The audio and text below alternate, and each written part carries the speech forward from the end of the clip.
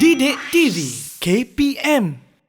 So, bidang sirah adalah gear kedua kita untuk Pendidikan Islam Kertas 1 bahagian 2. Untuk bidang sirah dan tamadun Islam ni, apa dia perkara-perkara yang calon SPM kena bawa bekal masuk dalam dewan, iaitu tajuk yang perlu dikuasai sebagai konten, bentuk soalan SPM dan teknik menjawab serta soalan contoh untuk dijadikan panduan ya bagaimana nak menjawab soalan bidang sirah dan tamadun Islam dalam peperiksaan SPM nanti. Okey. Ada tak banyak Aiman. Untuk bidang sirah dan tamadun Islam ada 6 tajuk sahaja. Ada 4 tajuk kerajaan dan 2 tajuk tokoh yang utama, tapi sebenarnya dia ada tersirat Aiman. Untuk tokoh ni dia ada muslihat sikit. Sebenarnya dia nampak je 2 tajuk, tapi sebenarnya ada 7 orang tokoh Aiman. 7 orang. Ada 7 orang tokoh untuk dikenali ya, tokoh Islam untuk dikenali oleh para murid semua ya. Okey, so bentuk soalan dalam bidang sirah dan tamadun Islam yang Ustazah nak kongsikan ada 3 jenis bentuk: riwayat hidup, sumbangan dan iktibar. So bagaimana nak menjawab soalan-soalan ini ya, murid-murid semua? Aiman tahu? Saya tak tahulah Ustaz. Mungkin Ustazah boleh kongsikan. Okey. Yang pertama riwayat hidup Aiman. Macam mana nak jawab soalan riwayat hidup? Riwayat hidup ni Aiman, dia senang saja. Satu isi mesti 1 markah Aiman. Dan jenis item dia adalah respons terhad. Maksudnya jawab je lah ikut apa yang ada dalam buku teks. Teknik dia mesti jawab dalam bentuk point. Janganlah buat dalam bentuk karangan kerana akan memeningkan kepala ustaz-ustazah yang menanda nanti. Kemudian berikan perkara ini saja sebagai jawapan. Ya, tak payah nak letak benda-benda lain kerana benda-benda ini sahaja yang ada dalam buku teks Aiman, iaitu nama penuh, tarikh atau tempat lahir, tarikh wafat ataupun kunyah. Kunyah ni untuk tokoh tingkatan 4, manakala untuk tokoh tingkatan 5 dia ada berikan jawatan. Ya Aiman? Okey. Jadi ini tips. Ustazah bersedekah lagi ni Aiman. Tips yang untuk menjawab soalan riwayat hidup. Ingat calon-calon SPM kat luar sana, biasakan susun tokoh-tokoh ni mengikut senioriti mereka agar mudah untuk anak-anak murid semua menghafal. Ya, kerana bidang sirah dan tamadun Islam ni 95% adalah respons terhad. Jadi memang kena ingat fakta. Jadi jangan tak ada alah. Memang nak sukses SPM, memang macam tu cara dia ya. Jadi biasakan susun. Jadi hari ni ustazah kita ni buat ni supaya bantu ya, bantu calon SPM untuk mudah nak skor ya. Nama penuh, untuk nama penuh tokoh buat kod nama. Contohnya Nu'man bin Sabit NBS, Malik bin Anas MBA dan sebagainya lah. Ya, tarikh lahir dan tarikh wafat boleh buat postcode. Kita buat postcode sendiri. Jadi senang nak ingat kan. Tempat lahir, ini ustazah ada nak belanjalah satu akronim kan. Tempat lahir untuk 4 imam mazhab ni. Imam Abu Hanifah kat Kufah, Imam Malik kat Madinah, Imam Syafi'i kat Gaza, Imam Ahmad bin Hanbal kat Baghdad, Kumagadat. Boleh hafal lah. Ini ustazah dapat feedback banyak lah ya. Ramai dah anak murid kat luar sana hafal ya. Kumagadat. Kunyah ni paling senang dalam dunia Aiman. 3 tokoh iaitu Imam Imam Malik, Imam Syafi'i dan Imam Ahmad bin Hanbal. Abu Abdullah kunyah mereka. Imam Abu Hanifah je kunyah dia Abu Hanifah ya. Ejaan hendaklah mengikut bunyi perkataan. Ini kenapa ustazah cakap macam ni? Banyak ustazah dapat soalan daripada murid-murid kat luar sana. Dia tanya, ustazah, kalau kami eja tu macam mana ustazah? Dapat salah tak? Jadi sekarang ni anak-anak murid kat luar sana jangan takut. Eja lah macam mana pun, yang penting ikut bunyi je. Contohlah kan, Wasil bin Atok nak letak Atok tu ATOK, tak apa. Dia ustazah macam Atok Datuk tak kisah. Letak je, tulis je ya. Bunyi dia betul. Yang penting bunyi dia betul. Baik. Ya. Okey. Jadi contoh soalan riwayat hidup, nyatakan riwayat hidup Al-Imam Asy-Syafi'i. Jadi ustazah suka ya tengok soalan riwayat hidup ni. Dia tak letak bilangan, dia tak minta bilangan jawapan, tapi dia offer 2 markah. Jadi dia nak minta berapa jawapan, dia nak minta 2. Ingat tadi, satu isi 2 markah. Ya, jadi berilah 2 ikut markah ya. Jadi macam biasa letak penyata jawapan, letaklah 2 perkara tentang riwayat hidup tadi. Boleh nama penuh, tarikh lahir boleh, nak letak tarikh wafat dengan kunyah boleh, tak ada masalah ya. Okey. Kemudian perbandingan jawapan riwayat hidup. Letak contohnya dia soalan dia tentang nyatakan nama penuh. Yang mana dapat kosong ni? Nama penuh Imam Malik rahimahullah ialah Abu Abdullah Malik. Kenapa dapat kosong? Kerana tidak mengikut nama penuh yang terdapat dalam silibus pendidikan Islam. Dia tak ikut buku teks Aiman, dia pergi Google nama penuh Imam Malik. Tapi sebab Abu Abdullah ni memang nama dia juga kan? Nama kunyah. Baik. Tapi boleh jadi tak dapat markah. Kenapa? Sebab dia respon terhad tadi, ingat. Jadi respon terhad ni anak murid semua, dia mesti ikut apa Aiman? Kena ikut buku. Buku teks. Jangan lupa. Okey. So, kena ikut buku teks. Malik bin Anas Al-Madani. Ustazah yang belakang-belakang ni kena tulis dalam buku teks kan? Tulis je. Okey. Satu markah. Okey. Kemudian, bilangan tokoh dalam bidang sirah dan tamadun Islam. Okey, data 4 ada ada 4 tokoh yang tajuk tokoh. Tapi ada 8 lagi tokoh yang lain. Dari mana dapat 8 ni Aiman?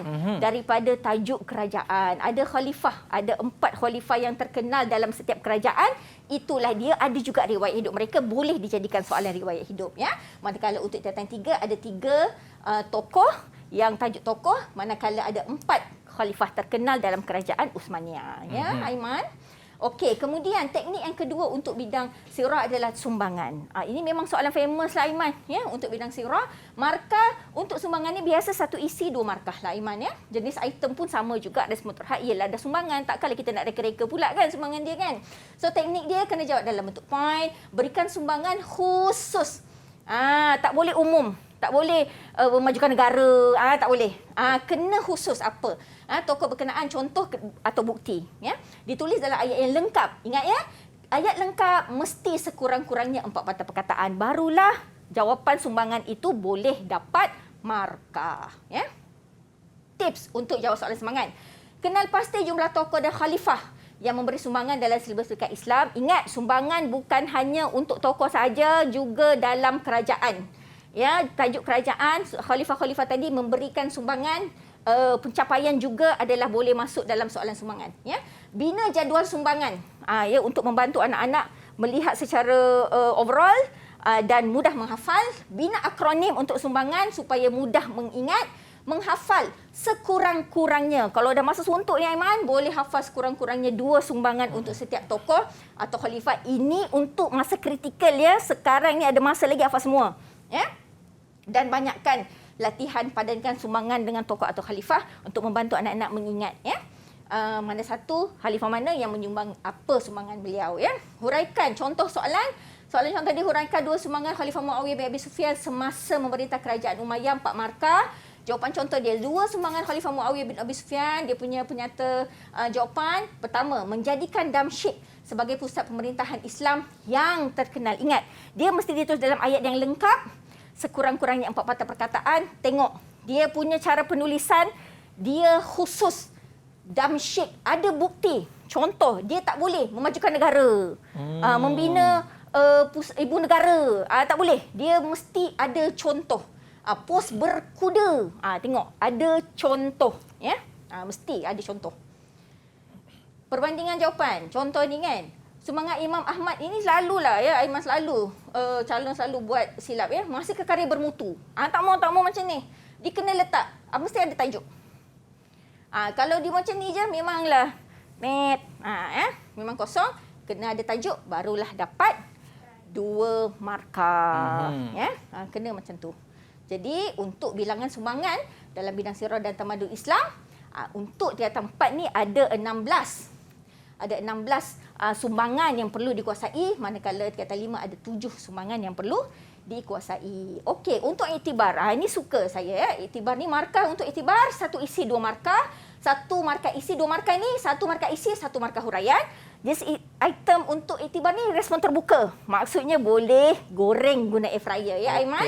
So dia punya formula PA, jawab dalam bentuk poin, mesti mulakan dengan kita hendaklah. Kenapa? Itu iktibar. Tak boleh kita wajiblah. Itu dah jadi hukum kan. Kita hendaklah. So dia punya PA tu apa? Pendahuluan kita hendaklah. I isi, masukkanlah apa yang sesuai, iktibar yang sesuai dengan kerajaan ataupun tokoh. Kemudian A itu aksu, iaitu kata hubung yang boleh dijadikan sebagai huraian.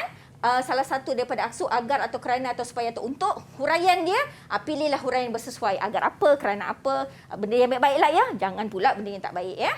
Okey. Tips untuk iktibar ni, kena pasti jumlah tajuk iktibar tak banyak. Bina jadual iktibar tokoh dan kerajaan, mencari persamaan iktibar supaya senang nak hafal dan menguasai sekurang-kurangnya 2 iktibar untuk setiap tokoh. Ini kalau malas nak goreng lah ya, tapi sebenarnya paling senanglah iktibar ni ya. Boleh difikirkan. Contoh soalan, terangkan 2 iktibar daripada pemerintahan kerajaan Umayyah, 4 markah.